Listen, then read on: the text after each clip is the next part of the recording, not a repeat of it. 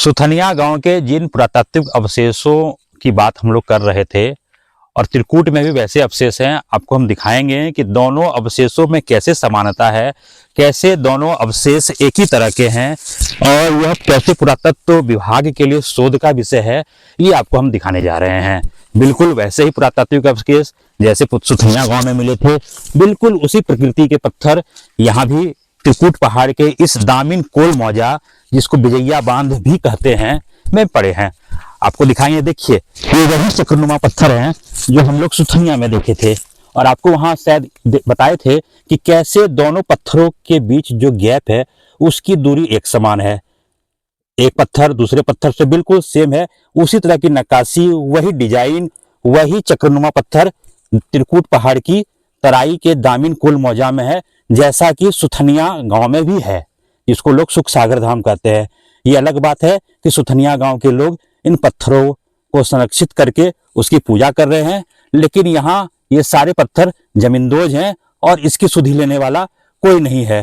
पत्थरों की इन स्थानों की खुदाई हो ताकि जो इतिहास दफन है त्रिकूट पहाड़ के इस घने जंगलों में, वो बाहर आ सके।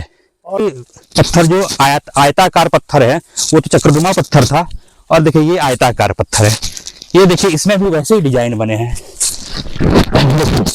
ये देखिए, ये जो डिजाइन है वह बिल्कुल एकदम सुथनिया की तरह। ये भी डिजाइन, ये निश्चित रूप से किसी महल, किला, मंदिर के अवशेष लग रहे हैं। उसका रेलिंग का पार्ट लग रहा है, उसके छज्जे का पार्ट लग रहा है, लेकिन कभी इन सबों की शोध नहीं हुआ, कभी जांच नहीं हुई, परख नहीं हुई। यही पत्थर काफी पुराने लग रहे हैं, काफी ठोस है। मेरे पास तो कोई ऐसा औजार है नहीं कि इन पत्थरों का फॉसिल जांच किया जाए या कार्बन डेंटिंग किया जाए, लेकिन जो खुली आंखों से दिख रहा है, निश्चित रूप से ये पुराने पत्थर लग रहे हैं और काफी नक्काशीदार हैं, जो किसी पुरातात्विक अवशेषों की ओर इशारा कर रहे हैं। ये त्रिकूट पहाड़ है और अभी जहाँ खड़े हैं, शायद लोगों को पता होगा त्रिकूट पहाड़ एक ही दिशा में है, लेकिन आपको दिखाएंगे यहाँ त्रिकूट पहाड़ तीन तरफ है। आप मेरे दाहिने ओर भी देखिए त्रिकूट पहाड़, मेरे पीछे भी देखिए त्रिकूट पहाड़, और मेरे बाएं ओर भी देखिए त्रिकूट पहाड़। क्या देवघर वासियों ने कभी ऐसा नजारा देखा है कि तीन तरफ त्रिकूट पहाड़ी है? तो ये निश्चित रूप से एकदम जंगली इलाका है, त्रिकूट पहाड़ की तराई में इलाका है, और ये आम लोगों की पहुंच से बिल्कुल दूर है।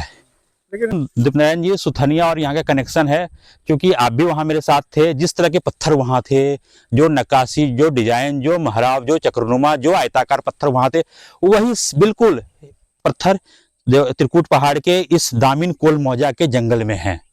सुथनिया के लोग उसे संरक्षित कर रहे हैं, उसे भगवान मान के पूजा पाठ कर रहे हैं। इस बहाने उस पत्थरों का संरक्षण हो रहा है, लेकिन इस बियाबान घने जंगलों में इसकी सुधि लेने वाला कोई नहीं है। यहाँ के किसान हैं, बड़े खेतिहर हैं। तो बताया जाए ये पत्थर क्या है, क्योंकि आज से कुछ दिन पहले हम लोग सुथनिया भी गए थे, महबूब प्रखंड में भी पड़ता है, और वहाँ जैसे पत्थर वहाँ मिले थे, यहाँ भी सेम उसी प्रकृति के पत्थर मिले हैं। क्या है, क्या कहानी है, कब से आप लोग इसको देख रहे हैं और क्या मानते हैं?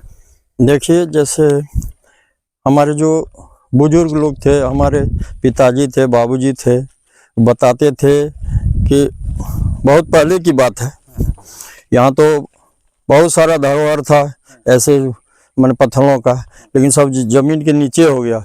हमको जितना याद है, बहुत सा आया था, तो बहुत सारा ऐसा पत्थर वहाँ ऐसा नक्काशी वाला पत्थर हम चार देखे थे वहाँ, चार पीस। अभी नहीं है, जमीन के नीचे लगता है दब गया। अच्छा, और रही हमारा जो मौजा है, हमारा बलिया कोल, वो नीचे है, उसके ऊपर में दामिन कोल है, और हम लोग का आना जाना तो हर समय रहता है। तालाब ऊपर में भी है, वहाँ से सिंचाई होती है। तो आप मांग करते हैं सरकार से, राज्य सरकार से, जिला प्रशासन से, कि इन स्थलों की खुदाई हो, ताकि जो इतिहास दफन है, जो पत्थर दफन है, जो पुरातात्विक अवशेष दफन है, वो बाहर आ सके, पता चल सके ये क्या है, किस कालखंड के हैं। तो यही तो हम लोगों को दिमाग में पहले से मैंने हो रहा है कि सरकार को इधर ध्यान नहीं हो रही है। कम से कम इनको ध्यान देना चाहिए, क्या है नहीं है। कम से कम उधर तो कोई उसको पूजा कर रहे हैं, हम लोग भी कुछ करते तो कुछ यहाँ कुछ स्रोत मिलता तो करते, कुछ नहीं हम लोग को ये मालूम है क्या नहीं है। अच्छा, ये रास्ता काफी घना बियाबान जंगल में है, ये कितना दूर है शहर से, या फिर त्रिकूट के मुख्य रास्ते से कितना दूर है, कैसे यहाँ पहुँच सकते हैं? ये करीब वही 1 किलोमीटर होगा, आधा 1 किलोमीटर। तो बाइक गाड़ी कुछ आती नहीं है? नहीं, तो साधारण पैदल आना होगा। अच्छा, तो जंगल है पूरा? जंगल है कोई बात नहीं, मतलब गाड़ी आपको नीचे वहां से आपको करीब वही आधा किलोमीटर पैदल चलना होगा। अच्छा, तो वहाँ 3 तरफ त्रिकूट पर्वत दिख रहा था। तो ऐसे सुनने में आया कि न ब्रह्मा विष्णु महेश आदमी जो बाबूजी बोलते थे, अब क्या है नहीं है उतना तो हमको जानकारी नहीं है। त्रिकूट पहाड़ के इन घने जंगलों में, दामिन कोल मौजा में, जहाँ पुरातात्विक अवशेष बिखरे पड़े हैं, वहां पहुंचना आसान नहीं है।